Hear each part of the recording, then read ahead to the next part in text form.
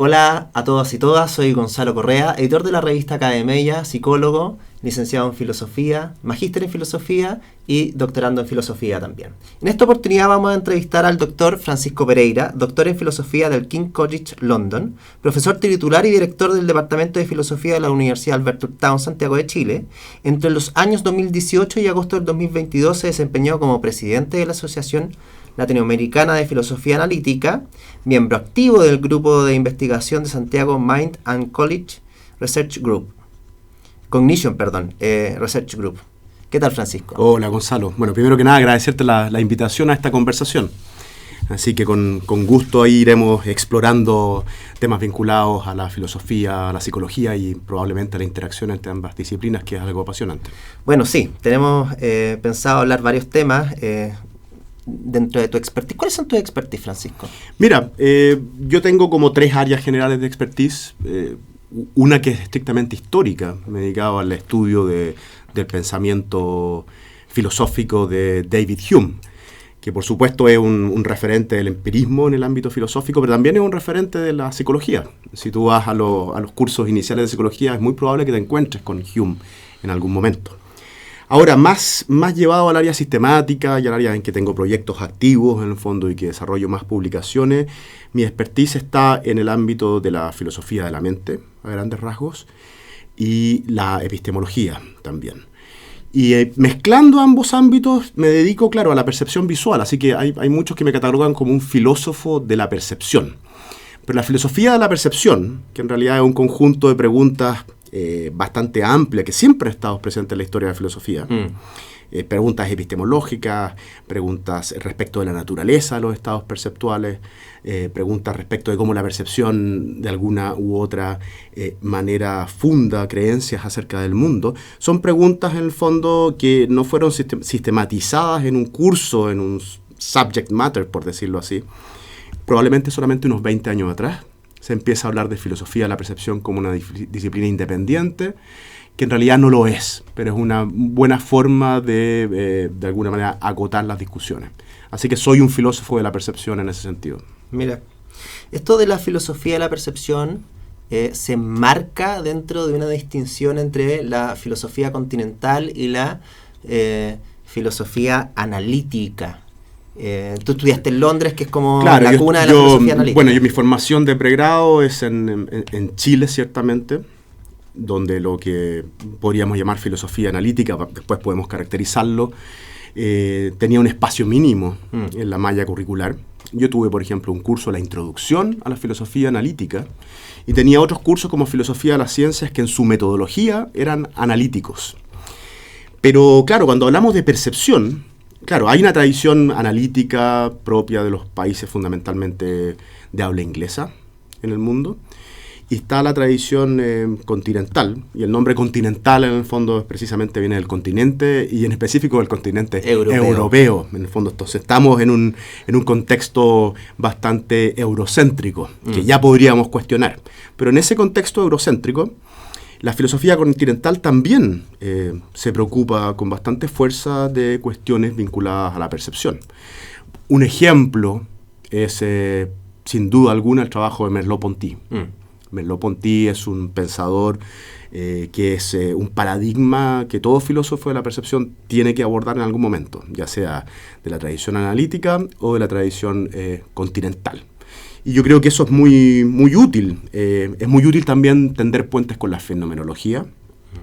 Se han tendido puentes muy estrechos con trabajos de filósofos como Edmund Husserl, y el impacto que tienen las propuestas de Husserl en la filosofía de habla inglesa, sobre todo en el fondo en sus inicios. Así que la filosofía de la percepción está en todas partes, entendiendo por todas partes la tradición más bien eurocéntrica, sin duda alguna. Claro. Bueno, desde Aristóteles, Platón. Exacto. Oye, ¿qué es esto de la filosofía analítica? ¿Por qué se hace esta distinción? Sí, es una buena pregunta. Habiendo sido yo, presidente de la Asociación Latinoamericana de Filosofía Analítica, tendría que tener una idea, ¿no es cierto? Una respuesta ensayada, pero mi respuesta va a ser más amplia, no es tan fácil. Claro, si uno va a los orígenes del término, a la filosofía analítica, esta responde a los planteamientos de un movimiento, en el fondo, que tiene su esplendor probablemente a inicios del siglo XX y hasta los años 30, donde un conjunto de filósofos, los más conocidos son Bertrand Russell, Gottlob Frege y por supuesto Ludwig Wittgenstein, proponen que muchos de los problemas llamados problemas filosóficos tradicionalmente pueden ser abordados a partir de el análisis lingüístico y el análisis conceptual. Y ellos, de alguna u otra forma, se constituyen en algo así como filósofos de la sospecha. Y hay dos escuelas, la escuela de Austin, por ejemplo, en Oxford, la escuela oxoniense, que se preocupa de analizar y disolver problemas filosóficos sobre la base de una mirada aguda y quieta de cómo nosotros utilizamos el lenguaje en contextos cotidianos, es decir, el lenguaje natural, coloquial. Pero la tradición de Wittgenstein, por ejemplo, en sus inicios, y de Russell es bastante más compleja. Ellos creen que mediante lo que se conoce técnicamente como el análisis de la forma lógica, nos vamos a dar cuenta que muchas veces aquello que queremos expresar no es expresado con claridad en nuestro lenguaje natural. Entonces hay una sospecha del lenguaje natural y ahí surge, por ejemplo, con Frege, todas las herramientas de la lógica. El lenguaje lógico no permite estas ambigüedades. Entonces, la propuesta de un formalismo a ese nivel contribuye a disolver ciertos problemas filosóficos.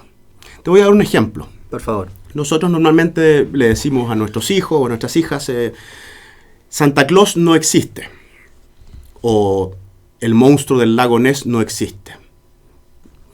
Aseveraciones clásicas que todos utilizamos. Yo la del monstruo del lago Ness poco, pero me imagino que los escoceses lo hacen en el norte de Europa. Pero sí les digo, Santa Claus no existe. Y uno podría pensar que lo que uno está expresando, el pensamiento que uno está expresando cuando uno dice Santa Claus no existe, es que hay algo que funciona como referente del sujeto gramatical de esa oración, algo a lo que llamamos Santa Claus, que carece de la propiedad de existencia. Y encontramos algo así como una aporía, una inconsistencia. Hay algo, pero ese algo no existe. Una contradicción. Una contradicción. Entonces muchos filósofos adoptan distintas perspectivas. Algunos creen que la existencia es solamente una forma de ser. Pero otros filósofos más escépticos dicen, como Russell, lo que realmente queremos expresar cuando digo que Santa Claus no existe es que no es el caso de que haya algo como Santa Claus y de que eso exista. Por lo tanto, la negación o el operador de negación está al inicio. Es un pensamiento negativo.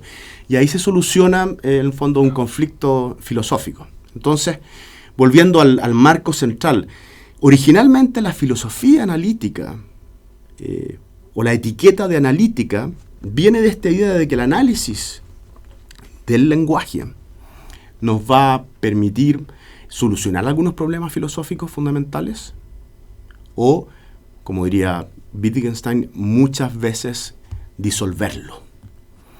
Y en ese contexto, el análisis del lenguaje es ciertamente muy importante, la lógica es ciertamente una herramienta muy importante, pero también surgen consideraciones en torno a las prácticas del lenguaje, no estrictamente al significado, sino que a los aspectos pragmáticos.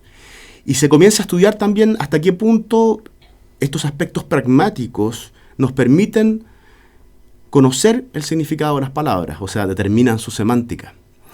Y nos permiten comprender también cómo es que adquirimos el lenguaje, una cuestión muy psicológica, de hecho. Sí, pues. Entonces, si uno va al segundo Wittgenstein, claro, un filósofo analítico, pero un filósofo analítico que también considera factores del entorno sociocultural para entender qué es el lenguaje, para entender qué es el significado, para entender cómo lo adquirimos. Esa es una caracterización más bien clásica de qué es lo analítico. una caracterización que como estudiante muchas veces provoca pánico. O sea, uno preocupado de los grandes problemas filosóficos, de repente llega una profesora o un profesor que te dice que todo esto se puede solucionar o disolver mediante un análisis riguroso del lenguaje.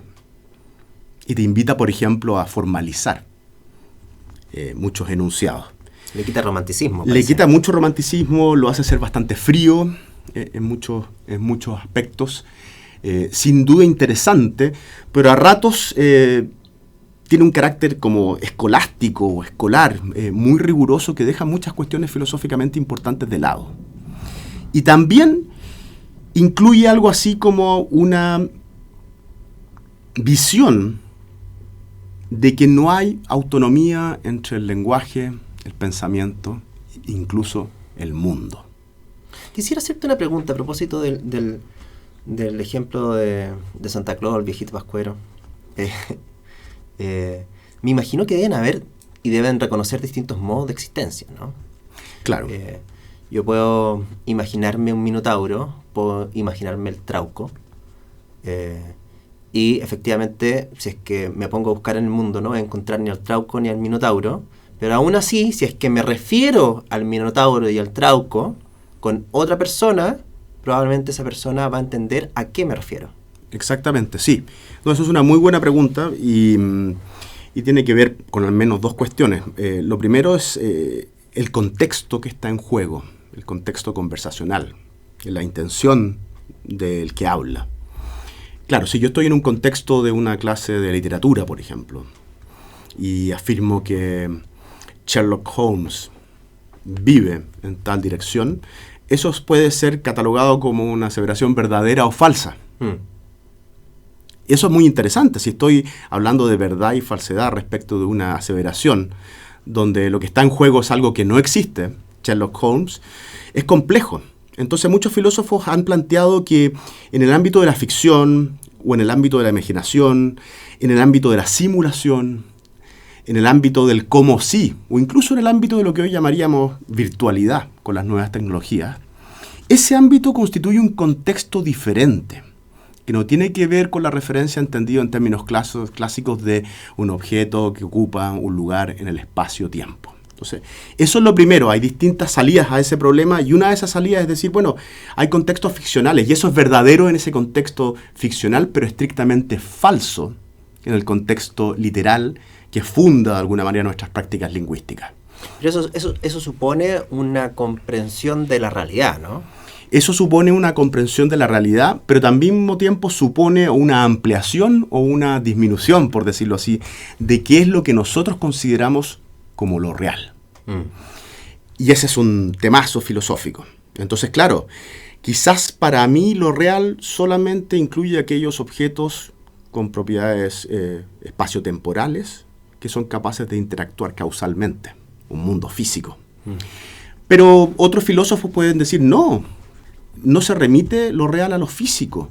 También hay entidades que son abstractas, como los números, o como los universales, la dignidad o la humanidad, por ejemplo. Entonces, lo real va a depender de una serie de atributos adicionales. Yo puedo ser más restrictivo o más amplio.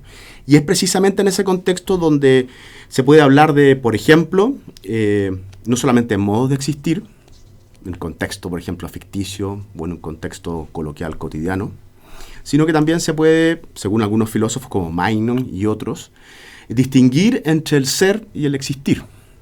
Entonces hay cosas que son, pero no existen. Pero no existen. Como el trauco. Como el trauco, podríamos decir, exactamente. O como esta manzana que me encuentro alucinando. Claro. Entonces, esa es una herramienta muy, muy útil. Entonces, lo primero que te diría es que la verdad y la falsedad para muchos filósofos del lenguaje, en este caso, hay que remitirlo a ciertos contextos específicos. Para otros no. Bertrand Russell por ahí tiene unas frases muy, muy notables, cuyo espíritu es decir algo así como hermoso, pero falso. Es decir, hay conversaciones, hay frases que son inteligibles, pero que estrictamente hablando de una teoría del significado, desde esa perspectiva son falsas. Y por supuesto eso nos lleva a estudiar con mucho cuidado qué es lo que sucede, por ejemplo, con lenguajes, llamémoslo divergentes o anómalos, el lenguaje religioso, el lenguaje estético, incluso el lenguaje metafísico que ocupamos nosotros los filósofos. Y en ese sentido creo que Frege fue un gran aporte. Frege reconoce que hay una serie de expresiones del lenguaje que nosotros ocupamos que carecen de referente. Es decir, no hay una cosa en el mundo a la cual esas expresiones refieran. Y sin embargo son perfectamente inteligibles. Como Dios. Claro, decir que no hay Dios ya es tomar una posición y requiere argumentos adicionales, pero por lo menos sobre la base de la evidencia empírica es una expresión, un nombre propio que apunta a una entidad respecto de la cual no tenemos evidencia, no sabemos. Entonces uno podría de raíz pensar en el fondo que ese es un sinsentido o un no sentido. Sin embargo, cuando tú me dices solo Dios podrá ayudarte o gracias a Dios que esto sucedió y no lo contrario, yo te entiendo perfectamente. Y según Frege te entiendo en parte porque lo que estoy captando es un elemento de la conversación que tiene que ver con el pensamiento que tú expresas, con lo que Frege llama los modos de presentación de las cosas o los sentidos. Y en muchos casos hay sentidos en ausencia de referencia. Y eso nos permite, por ejemplo, entre otras cosas, garantizar conversaciones cotidianas, pero también garantizar muchas veces predicciones o estipulaciones que pertenecen al dominio científico. ¿Cuántas veces la ciencia ha postulado entidades con intención explicativa, con intención predictiva, y solamente un conjunto acotado de esas entidades han sido verificadas a posteriori, con el tiempo? El bosón de Higgs, por ejemplo, es algo que fue verificado. ¿Qué es eso? Bueno, básicamente, difícil explicarlo porque no soy físico, pero es de alguna manera es una entidad que se postula para explicar ciertos comportamientos de los cuerpos al interior de los hoyos negros, por ejemplo. Ya, algo que no se puede... Exacto, pero eso fue de alguna manera evidenciado como inferencia a la mejor explicación luego de algunos testeos, en el fondo, en Europa. Y lo mismo ha sucedido con otras entidades que resultaron no existir posteriormente. Por ejemplo, con planetas que se postularon para explicar el comportamiento de los cuerpos que finalmente no tenían existencia. Entonces, es un tema muy, muy relevante para entender cómo usamos el lenguaje. Ahora, aquí surge una pregunta y creo que para allá es donde vas. Bueno, esa es una concepción de la filosofía analítica vinculada al lenguaje. Pero yo como filósofo analítico no me identifico con esa concepción. Por varias razones. Entre ellas, porque no creo que debamos permear o identificar o analizar estrechamente el pensamiento como algo que posee una forma, un formato, análoga a la de los lenguajes naturales. Yo perfectamente, y hay buenas razones filosóficas para pensarlo, creo que hay cierta autonomía no solamente del lenguaje respecto de los conceptos que expresamos, sino también hay cierta autonomía respecto de los conceptos que conforman esas sentencias del lenguaje o esos espacios de pensamiento y el pensamiento en general. Entonces, uno de los temas que he trabajado muchísimo en mi carrera ha sido la posibilidad de plantear la existencia de formas de representar el mundo visualmente, auditivamente, o formas de pensar el mundo que no poseen un formato análogo al del lenguaje. Un formato no conceptual, un formato no proposicional, algo que se parece muchísimo más a un mapa que a una frase de un lenguaje natural. Entonces, creo que hoy hay buenas razones para darle cierta autonomía al pensamiento respecto del lenguaje. Y por supuesto, un filósofo de la mente, ¿qué es lo que estudia? Uno de los temas centrales es el pensamiento, es la mente humana. Entonces surge la pregunta si este estudio solamente tiene que acotarse al análisis y al uso de los lenguajes. Y mi respuesta es claramente no. Sobre todo si quiero incluir en mi análisis a criaturas que no tienen las capacidades reflexivas que tenemos nosotros los seres humanos, o que no son usuarios competentes, no solamente de los lenguajes naturales, sino que de pronto de lo que podríamos llamar un concepto. Yo creo que hay una continuidad entre animales no humanos, con cierto grado de sofisticación, y los seres humanos en el dominio del pensamiento. Y esa continuidad te permite hablar de unas capas compartidas, o ser pluralista respecto de la forma en que pensamos acerca del mundo. Entonces, hoy en día muchos filósofos no nos llamamos filósofos analíticos, sino que post-analíticos. Eso es parte de la historia. Y finalmente el tema metodológico. O sea, si tú, para irnos a la segura, yo te podría decir, bueno, la filosofía analítica hoy en día no es más que una forma de hacer filosofía, que posee un método donde la claridad conceptual, la rigurosidad de los argumentos, etcétera, es lo que la caracteriza. Y, en mi caso específico, en el área que yo me desenvuelvo, donde el diálogo con otras disciplinas también es algo muy importante. La psicología, la neurociencia, etcétera.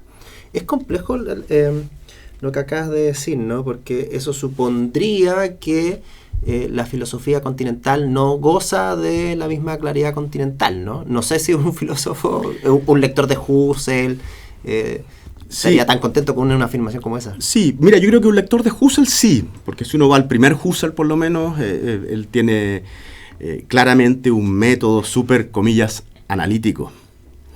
Lo mismo sucede con otros autores relevantes en la historia de la filosofía. Uno lee Aristóteles, el de Ánima, y es alguien sumamente riguroso en el uso del lenguaje y en la clarificación de los conceptos que se utilizan. Platón también. De hecho, el método socrático que ocupa Platón, los diálogos platónicos, muchas veces se inician preguntándose por el significado de una noción fundamental como podría ser la justicia. Claro. Por ejemplo. Y eso nos ilumina bastante respecto de qué se entiende hoy por filosofía analítica, como decía anteriormente. O sea, no es que nosotros tengamos de alguna manera solamente la potestad de hacer este análisis riguroso del lenguaje. Hay muchos filósofos en la historia que lo han hecho. Continentales, ¿no? Y muy bien, que podríamos perfectamente tildar de continentales. Ahora, evidentemente creo que hay otros elementos en juego de la filosofía continental que muchas veces, al menos yo, no los caracterizo como virtuosos. Ejemplo, confusiones.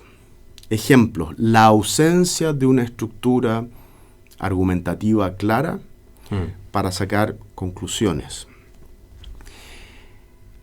Ejemplo, la ausencia de ejemplos. Algo muy común en la filosofía analítica, yo te digo, mira, sabes que hay cierto fenómeno, cierta patología que nos lleva a pensar que la mente humana tiene ciertas características. Y tú me dices, dame un ejemplo. Bueno, yo voy a tener a la mano esos ejemplos.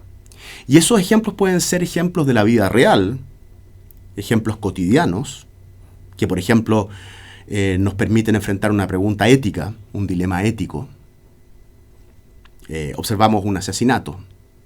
Nos preguntamos psicológicamente por las causas que motivaron a ese individuo a comportarse de esa manera. Nos preguntamos también epistémicamente respecto de la justificación de sus creencias y sus acciones. ¿Eso quiere decir que la filosofía analítica tiene una beta también media un poco empírica? Yo creo, siendo yo un empirista, por supuesto, que parte de la filosofía analítica, por lo menos el campo que yo me desenvuelvo, la tiene. Otras áreas no. Otras áreas son a priori, son independientes de la experiencia. Ciertamente la lógica no tiene esas características. Claro. Ciertamente ciertos enfoques respecto de la metafísica no tienen esas características. Ciertamente nosotros, todos los filósofos, normalmente ocupamos lo que llamamos experimentos mentales. Los experimentos mentales no son material empírico, estrictamente hablando, porque no es algo corroborable en la experiencia, sino que son situaciones hipotéticas respecto de cómo podrían ser las cosas. Pero cumplen con el requisito de la repetibilidad, ¿no? Tú puedes hacer un experimento mental y yo puedo hacer el mismo experimento mental y tener más o menos los mismos resultados. Exactamente. Sobre todo si nos desenvolvemos en un contexto similar. ¿Por qué? Porque los experimentos mentales, para la audiencia que no está familiarizada con esta clase de experimentos, hay una amplia gama. ¿Nos podrías dar un ejemplo? Sí, podría dar varios ejemplos, de hecho. Uno de los más conocidos en filosofía de la mente es el ejemplo de Frank Jackson. Él postula que unos captores, en el fondo, secuestran a una mujer, María, y la hacen vivir durante miles de años, en el fondo cientos de años o decenas de años si somos seres humanos, en un contexto donde ella no tiene acceso a la experiencia del color. Sin embargo, ella es, por hipótesis, una neurofisióloga psicofísica experta en el color. Es decir, ella sabe todos los hechos físicos que es necesario saber para hablar del color. Ella entiende perfectamente los espectros de reflectancia, las longitudes de onda. Sin embargo, ella no ha tenido la experiencia. Ella se alimenta... Nunca en su vida. Nunca en su vida, claro. Nace, mejor ahí, una acotación, nace en este entorno. Entonces, ella ha sido nutrida y ha sido alimentada con gamas de grises siempre. El único acceso que tiene al exterior, en el fondo, a través de cámaras y circuitos televisivos en blanco y negro. Y los pigmentos de su cuerpo también han sido alterados. Pero un día, esta es la hipótesis, los captores liberan a María. Y nos preguntamos filosóficamente, ¿qué sucede cuando María tiene por primera vez la experiencia, por ejemplo, de ver una manzana roja o de ver una rosa roja? En un mundo en que todo su mundo ha sido blanco y negro. Claro. Aprende ella algo nuevo, y si es que aprende algo nuevo ella, algo que de hecho, según algunos teóricos, ni siquiera había sido capaz de imaginarse, pese a que tenía todo el conocimiento fáctico al respecto. Si aprende algo nuevo, algunos teóricos podrían decir de que no todos los hechos relevantes son hechos físicos. Ese es un buen ejemplo.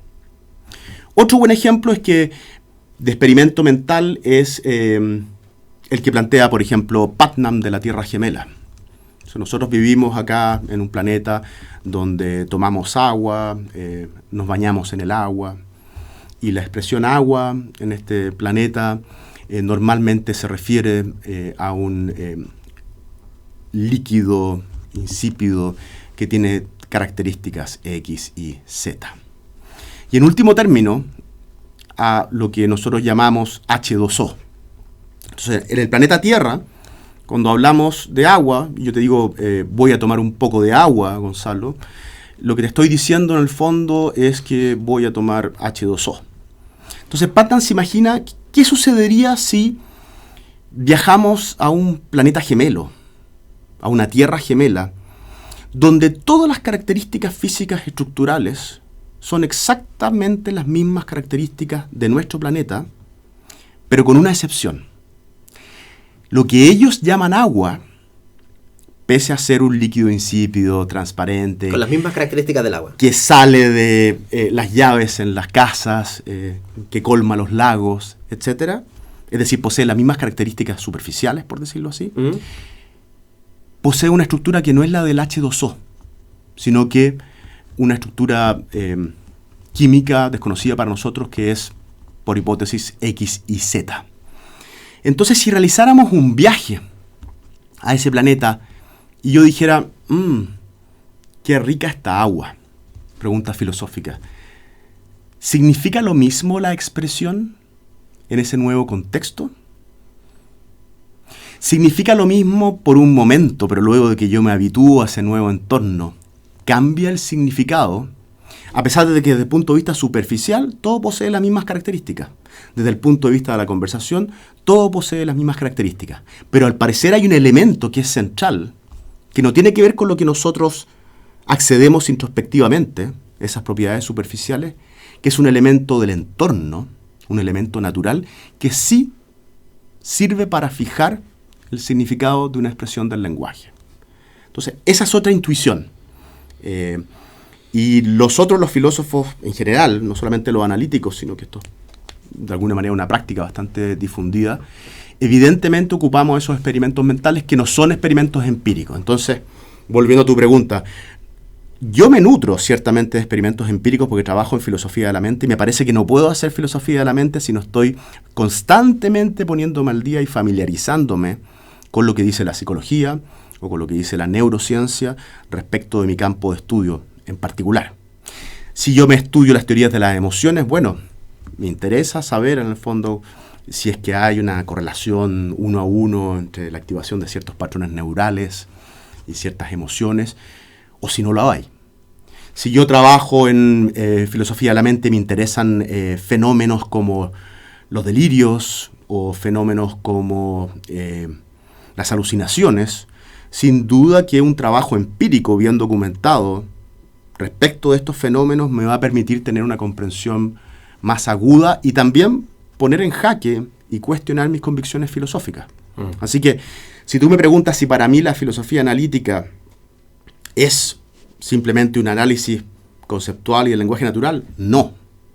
Si tú me preguntas que la filosofía analítica es simplemente algo que podemos ejercer a priori con independencia de la experiencia, no, porque creo que apelar a esas experiencias es fundamental. Si tú me preguntas que la filosofía analítica solamente se nutre de la introspección o de lo que podemos reportar en primera persona, no, porque evidentemente que los resultados de un escáner de resonancia magnética o los resultados, en el fondo, de una ecografía pueden ser muy relevantes a la hora de nutrir la discusión filosófica. Y eso nos desmarca un poco de la filosofía continental que se mueve en otras aguas. Leyendo a Hegel, uno puede confundirse muchísimo. No está esa estructura argumentativa, muchas veces. Yo creo que no hay nadie que no se confunda con Hegel. Exactamente, bueno, sí. Es de esas personas que yo he leído, pero que saqué muy buena nota en la universidad al pregrado al leerlo, creo que la nota máxima, pero al terminar el curso y sacarme un 7 me di cuenta que no lo había entendido. Seguro. No creo que seas el único. Oye, Francisco, muchas gracias por esta entrevista. Quedamos pendientes para una segunda. Sí, ¿te parece? Encantado, sí. Excelente. Nos vemos.